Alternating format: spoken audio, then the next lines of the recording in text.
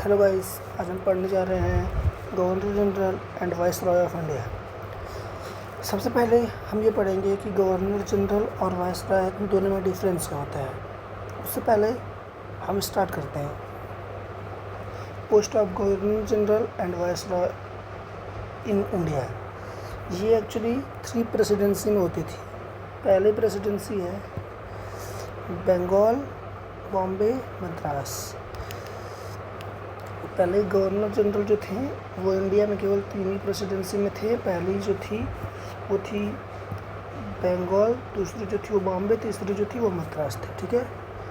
और इंडिया में जो भी एक्टिविटीज़ होती थी वो सब मेनली बंगाल प्रेसिडेंसी के द्वारा चला जाता था। इसका मतलब ये हुआ कि प्रेसिडेंसी अलग अलग थी और पोस्ट भी सेम ही था, मतलब गवर्नर जनरल ही था, लेकिन जो मेन इंडिया थी वो रन करती थी बंगाल प्रेसिडेंसी के द्वारा।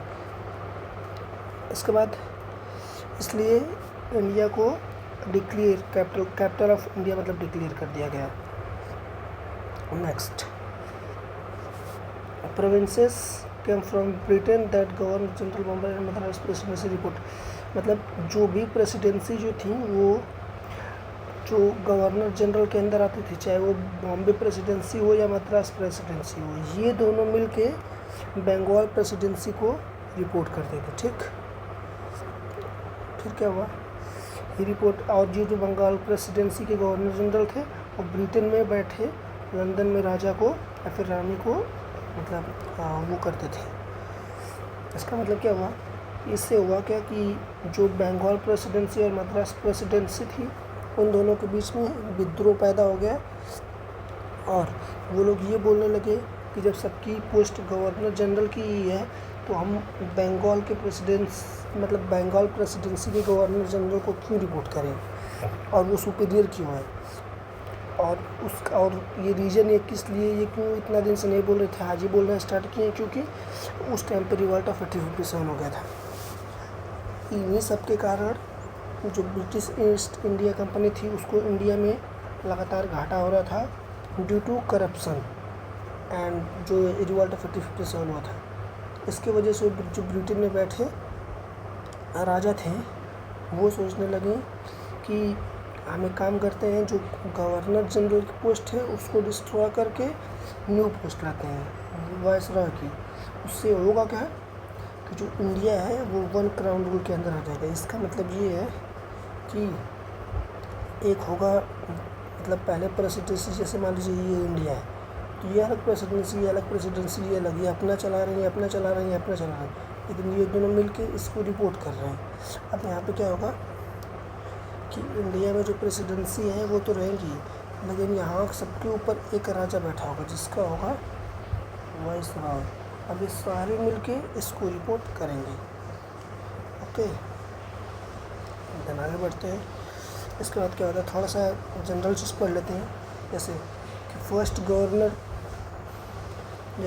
गवर्नर जनरल ऑफ बंगाल कौन था, वॉरेन हेस्टिंग्स बंगाल के गवर्नर जनरल थे।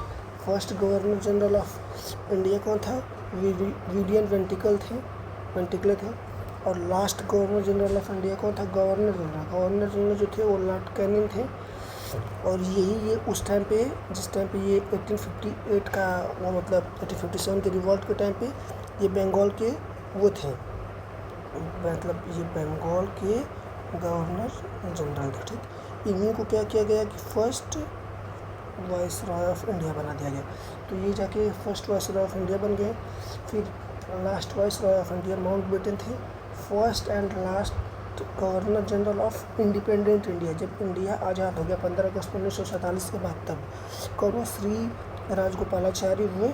और वो केवल 1 साल से कुछ कम ही थे, लगभग 10 महीने के लिए 15 अगस्त 1947 को बने और जून 1948 को मतलब फिर ये पोस्ट इंडिया में एबोलिश कर दी गई। इसके बाद थोड़ा सा एक जनरल डाटा और पढ़ लेते हैं जो कि है इंपीरियल बैंक ऑफ इंडिया। जो स्टेट बैंक ऑफ इंडिया है इसका पहला नाम था इंपीरियल बैंक ऑफ इंडिया। ठीक, ये केवल इंडिया की इकॉनमी उस टाइम पे नहीं है, उस टाइम पे ये पाकिस्तान की भी इकॉनमी चल, क्योंकि पाकिस्तान जब 15 अगस्त 1947 को अलग हुआ तो उसके पास कोई बैंक नहीं था, इसलिए जो इंपीरियल बैंक ऑफ इंडिया था ये पाकिस्तान की इकॉनमी इसका मतलब ये है कि मतलब हम पाकिस्तान का भी पेट भरें। 15 अगस्त 1947 से जून 1948 तक ये बैंक चला। उसके बाद इसका नाम स्टेट बैंक ऑफ इंडिया कर दिया गया इंडिया में, और स्टेट बैंक ऑफ पाकिस्तान कर दिया पाकिस्तान में। 1955 में स्टेट बैंक ऑफ इंडिया किया गया। ठीक, ओके, आज के लिए सिर्फ इतना ही। बाकी पढ़ते हैं हम नेक्स्ट। अब हमें इसका PDF आप लोग को कमेंट के डिस्क्रिप्शन में एक लिंक मिलेगी जिसके अंदर मिल जाएगा अच्छे से नोट्स प्रिपेयर